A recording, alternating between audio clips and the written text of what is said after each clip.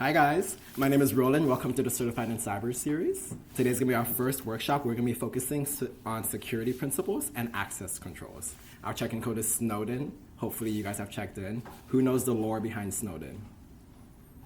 Yes, you guys wanna say it? Do you wanna say it? You wanna tell us a story? Do it. Bill used to work as a security contractor for the NSA, and one day he was like, wow, the US is really spy on everyone and saying that they don't. And then he exposed it, and then the US was like, all right, you're gonna go to jail for a very, very long time, and maybe you will come out, who knows? Or maybe you'll be dead in prison. And then he just went to Russia instead. Because where else would you go? Russia's the place to be. Help yourself to drinks on the bar over there. But yeah, so yes, that is a story of Snowden. He actually worked for the US at some point, and then he decided to expose the fact that the United States government was spying on every single landline around the world. And then of course, he went to Russia, where he mysteriously got into a dumpster truck and then disappeared. Mysteriously. So we know what happened. Okay, again, Snowden was a check-in code. Hopefully we're all checked in. You got 10 points for coming. What are we doing today? Today, I'm going to introduce you guys to the certification that we're doing. It's going to be the ISC Squared Certified in Cybersecurity certification. There's a free exam and there's a free training process. I will be taking you on that training process. And I am currently myself in the process of getting certified. I will be before the next workshop, so that's exciting. We're going to be covering domain 1 and 3 today, which is security principles and access controls. And then at the end, we're going to have an open questionnaire. Ask anything about the content or even about anything cybersecurity related. And then again, I do recommend having some kind of note-taking device out, just so you can take notes for when you need to take your exam. So let's talk about the ISC Squared Certified in Cybersecurity exam. It's intended for beginners. Honestly, in my humble opinion, it's not that hard. Coming to these 3 workshops, I think will have you fully prepared for the whole thing. ACM Cyber offers you guys 2 exam certification series. The one during fall quarter, which we're doing right now, is the ISC Squared Certified in Cybersecurity one. And then in winter, we're actually launching Camp CompTIA Plus, where we will get you guys certified in CompTIA Security Plus. So that one is a bit more technical. I do recommend that you guys attend this workshop series first before you attend the Camp CompTIA one. And that one, you do have to pay for the exam. It's only $100. But the ISC Squared one is free. So our course, if you could say, will cover 5 different domains. The first one is security principles. Second one is business continuity, disaster recovery, and incident response. Third one's going to be access control concepts. Fourth one is network security. And 5 is security operations. And little hint, the CSE department will not teach you all this. So you have to come to ACM Cyber if you want to learn any of this. Here's the exam. It's 2 hours long, 100 questions, multiple choice. Each question is worth 100 points. I lied, it's worth 10 points. And you just need a 70% to pass, which is very doable. Very, very, very doable. And you can take it online, you can take it in English, and there's other languages available as well. And best part, it's free. It's free. Let's get started. Domain 1, security principles. Are we familiar with security? Tell me, what is security? Raise your hand. You get a bag of chips. What's security? Protection of some sort of information or person or thing. Perfect. Someone said protection of some sort of information or some kind of thing. That is exactly what that is. Security is protecting yourself or oneself, or it's also resilience against any potential physical or mental harm. So say I'm on the street, there's a tweaker over there, right? Am I gonna fight? For my security, hell yeah. But if he's minding his own business, that's okay. Let's apply that to cybersecurity. Now, what is cybersecurity? It's protection of computer systems or resilience against digital attacks. So instead of getting physically attacked, like me and the tweaker over here, we're protecting the computer from digital attacks. And if you guys have a Windows PC, you guys are very familiar with Windows Defender. If you have a Mac, good for you. You don't have to worry about that. But yes, So these are the two essential concepts of security that we must know before we can move forward. Does anyone have any questions so far? How's the boba tasting? Perfect. So there are several types of controls when you are controlling security. Let's get to the first one. Physical security controls. Who wants to take a wild guess as to what this is? Yes, go ahead.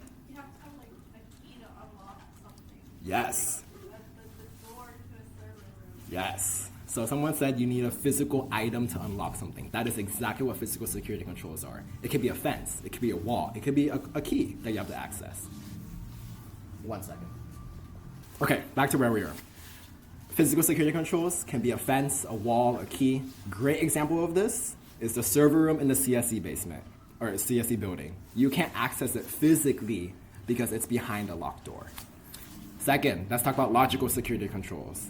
These can be things like firewalls. These can be things like antivirus programs or any kind of encryption. These are like, these are like digital ways that you can protect yourself. Again, you can protect your security. Firewall, encryption, things like that. And then lastly, let's talk about administrative security controls. These are things that are imposed on you by your organization. A great example of this is Duo Mobile. Who here has Duo? Everyone should be raising their hand. You should have Duo. And then these are things like two-factor authentication, SMS authentication, or using an authenticator app to authenticate your sign-ins.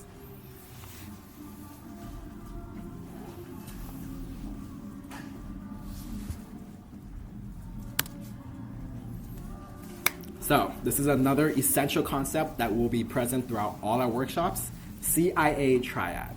Who wants to guess what the C stands for? It's on the slide.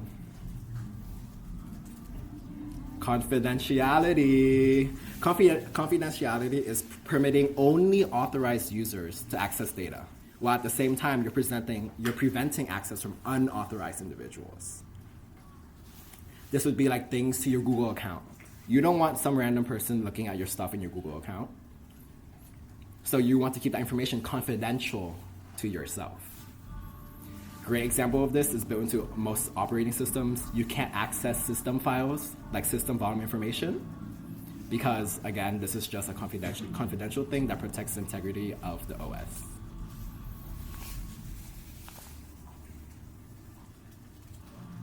Who wants to take a wild guess as what the I stands for?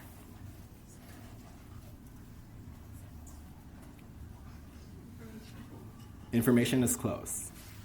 The I stands for integrity. This just means that data cannot be altered in any unauthorized manner. So let's say I run a little business. I have an intern who decides to come in and change my financial spreadsheets. That would be compromising on the integrity of my data.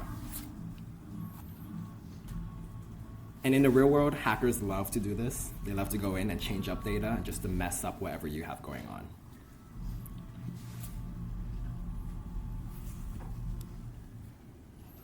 And who wants to guess what the A stands for? Yes. Oh, he knows what's going on. Availability. Data is always accessible when and where it's needed. When you need to log into your Google Drive and access a document, you know it's going to be there and ready for you. You don't have to maybe hope that someone hasn't messed with it and that now it's gone. It should always be there and ready when you need it.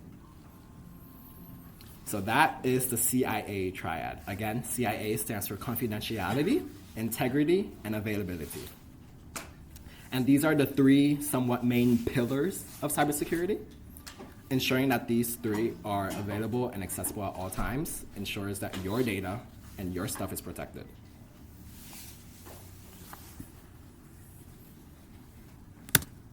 Pop quiz.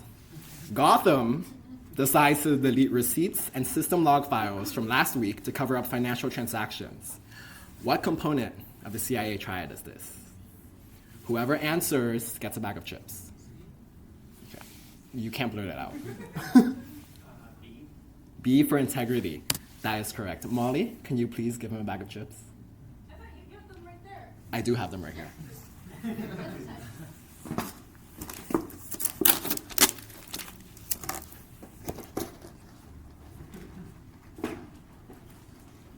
more funny if it was here, but it's not here. Perfect. This is a perfect example of integrity. If someone goes in and modifies your data, it is no longer your data. So let's get more in depth about defense.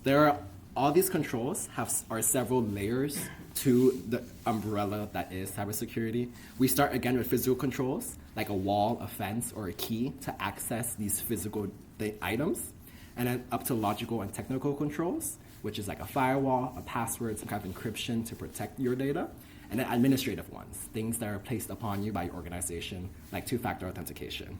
And then in the middle of this onion of ours is the assets, the data that we're actually trying to protect.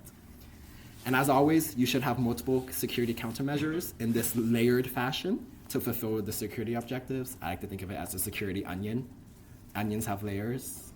Ogres also have layers. You guys get the gist. And obviously, to prevent a cyber attack, we do this to prevent a cyber attack, but there's never 100% guarantee that your shit is protected.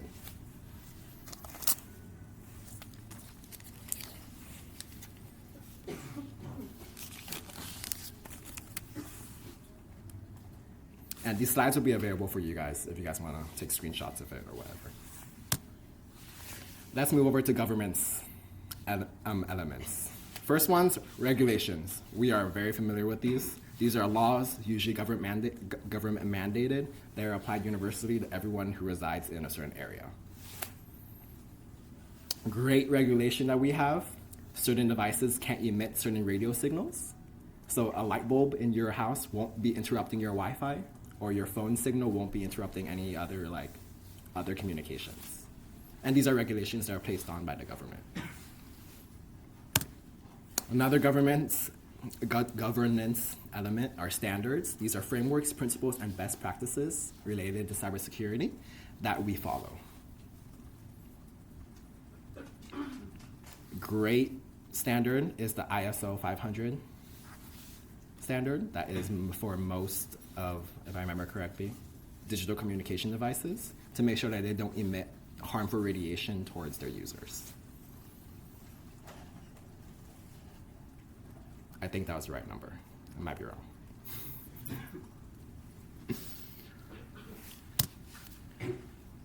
Another one are policies. These are usually government governance docs for a company or organization, and these are usually by upper management. So these aren't mandated by the government, but they're mandated by the organization you're in.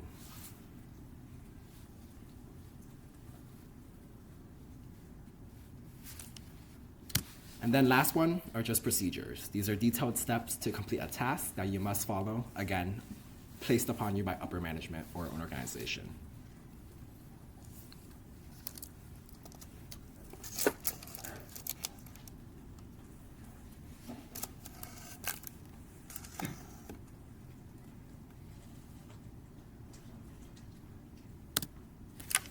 That was domain one.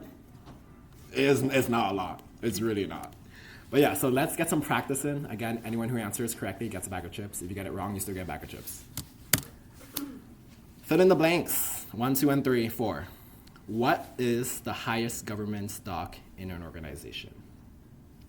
Yes. Policies. You are correct. Policies are the highest governance stocks in an organization.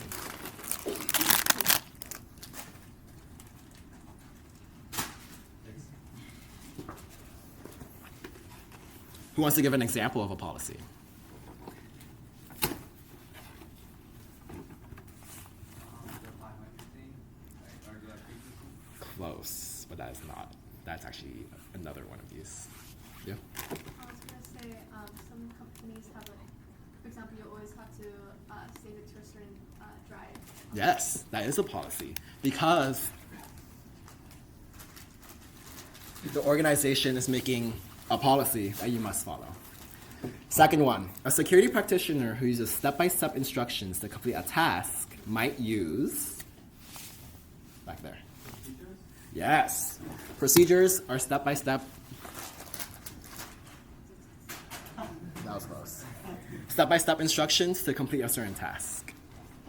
An example of this is hosting an event with ACM, there are procedures you must follow.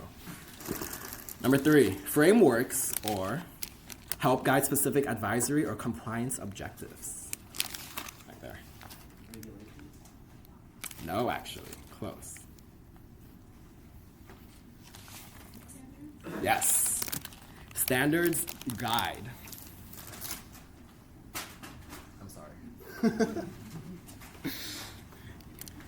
Standards are usually things you have to follow, but they're not mandated by law, which carries us directly to the next question. What is a set of rules that everyone must comply with? And if you don't, they usually carry monetary penalties for non-compliance. Yes, regulations are rules you have to follow. Because the government said so, and you never question the government. Next question. The city of San Diego wants to ensure that all citizens are protected from malware. So the city council creates a rule that anyone caught creating and launching malware within city limits will receive a fine, go to jail, and have all their ACM points and merch revoked. Horrible. What kind of rule is this? Yes.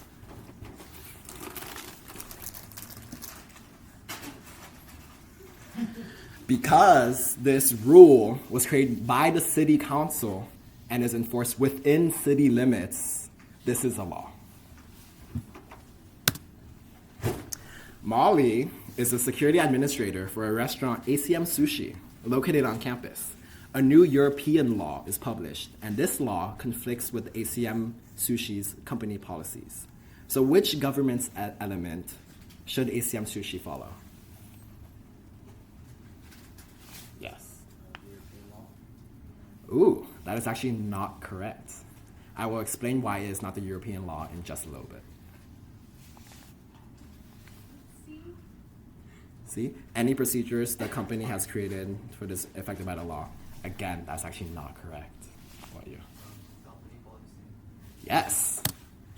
Molly should follow the company policy because her company is located on campus in the United States, and this is a new European law. It's not under her jurisdiction. So, yes, you get our chips. So yes, A is not the European law because, again, it's not her country. It's also not C because this law does not affect this company located in the United States. So, and that's why B would be the correct answer. This was supposed to be, it's boba time, but no, it's actually Tapioca Express time. But it already happened, so I don't need this anymore, so pretend this never happened. Let's talk about the main 3 after a little break. Socialize, make friends. And by grind time, I mean domain 3, access controls. Isn't this super exciting? Yeah. Yeah. Like who wants, like we're ready to take the exam right now. Like right now. Let's talk about access controls. What is access based on? There are 4 things, kind of like how English, there's like 5 things, but it's 4. Let's start with who. Who refers simply to subjects. What user? What kind of device? What kind of program? Like, do I have access to root files?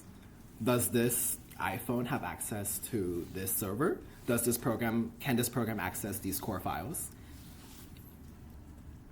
So simply put, access for who is just subjects. Let's move on to what. What refers to just objects. Does this building have access to certain security measures? Does this file have access to root system files? Does this database have access, or does this database give access to this person? Does this server operate in a certain area?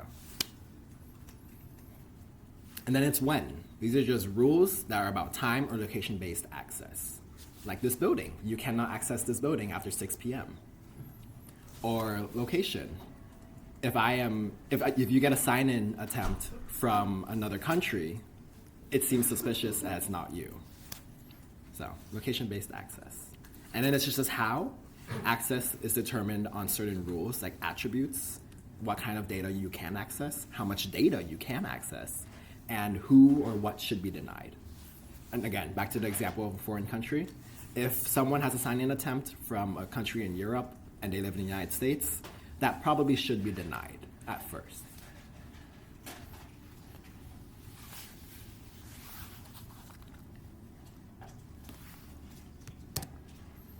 And then we have two access principles that will be tested on, so keep this in mind. Let's first talk about privileged access management.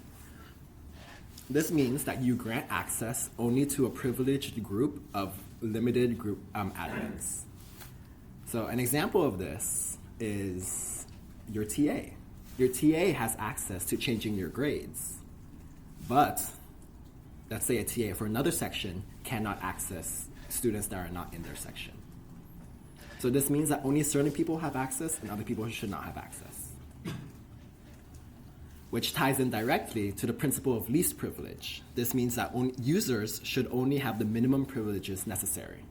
If I am an intern at a company, should I have access to their main core files that host their website? Obviously, I would say yes, because then I can sabotage them. But as a company, you probably should not be trusting this new person with all of the access to their information.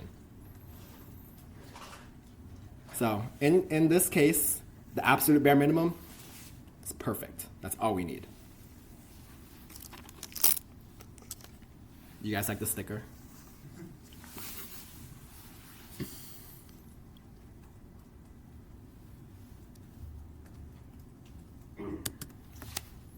And to ensure that these access controls are being implemented, there's several ways you can do so. One is segregation of duties. This means that you just split a process into multiple parts and that it cannot be completed by one person. Very basic example, a relay race. You cannot complete a relay race by yourself. You must hand the baton to a second person.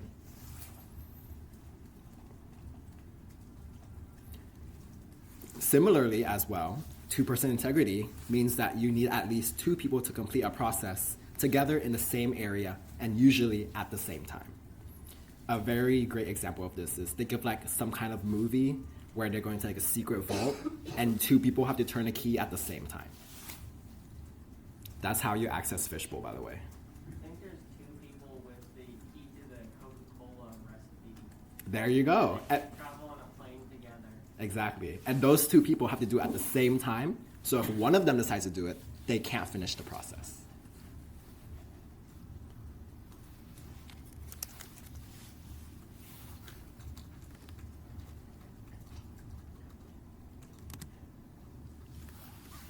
And then this ties into the different types of access control. There are three separate types. First one is discretionary access control, where the object's owner determines who should have access. You guys do this, I believe, on a very often basis. When you're sharing a Google Doc with other classmates, only certain people have access, but you get to choose who has access. Another type of access control is mandatory access control. This is required access controls as per organization security policies.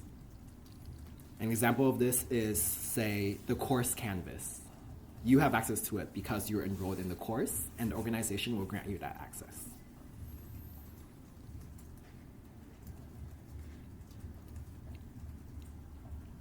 And then the last type of access control is role-based access control. These are just user permissions based on job roles and the principle of least privilege that we covered in the last slide. If you guys are CS majors, I'm sure you're on Discord. On Discord, you have roles, and certain roles have access to certain channels.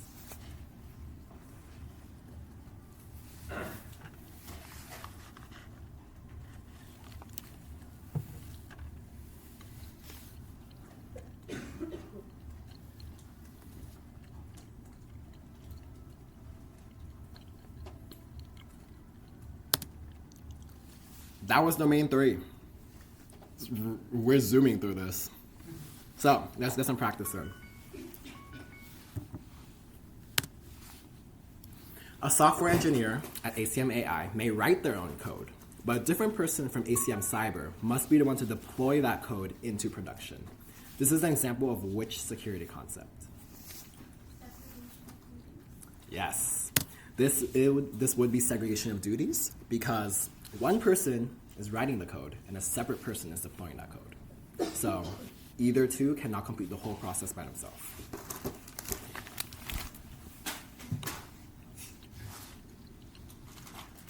Who knows who that character is? You'll get a bag of chips. Oh my god.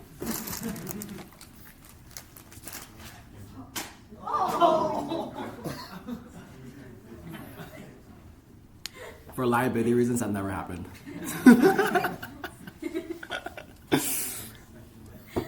Also, we need to talk about the game later, afterwards. Honkai Star Rail? No, not Genshin. Not Genshin. A typical UCSD CSE course has its students, tutors, and a professor with all different levels of access when it comes to viewing the students' grades. Students can only view their own grades. Tutors can view the grades of all students in their respective section. And professors can view, edit, and change all the grades of all their students. This is an example of which security concept?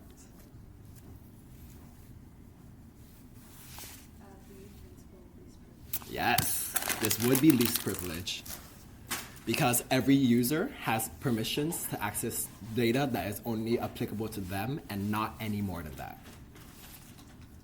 TAs of different sections should not be able to change your grades, but I believe some courses do, but technically they're not supposed to.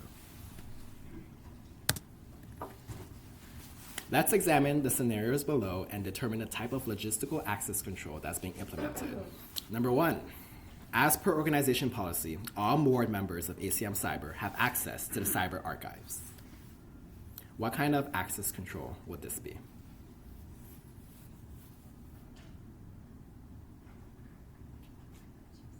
I'm double checking my answer. Yes. Yes. C, role-based? No, actually, this would not be role-based. Is it B? Yes. This would be mandatory access because it's as per organization policy. All members will have all ACM Cyber members will have access. Second one, Matt decides that his slide deck for Cyber Lockpicking 1 or 2 will be made available to the general public. I am now aware that that was not his event, but you guys get the gist of things. Oh. Yes. This will be discretionary because he gets to decide who has access to these slides.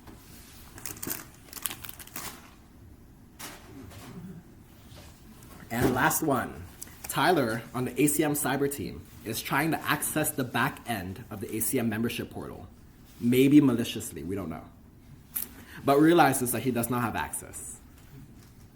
Yes, yes, this would be role-based access because Tyler is on ACM Cyber. He has nothing to do with membership, so what is he trying to do back there?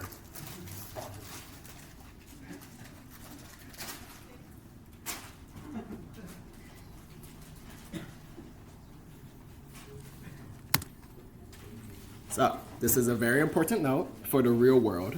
You must keep your access very current. It's important for you to review and audit this on a frequent basis. You might be going through a Google Doc one day and see that one of your course members have actually dropped the course. So why do they still have access to this Google Doc? Any unnecessary or leftover access puts sensitive info at risk and violates the principle of least privilege.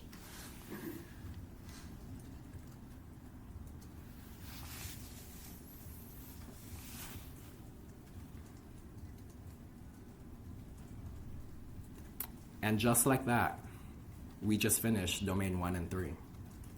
Also just like that, all those questions were taken from the exam.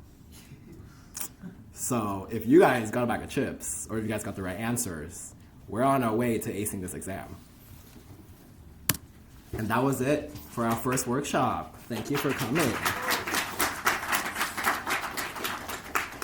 Any questions, anything related at all to the content, cybersecurity in general, jobs, interning, please feel free to come ask. If not, it's social hour.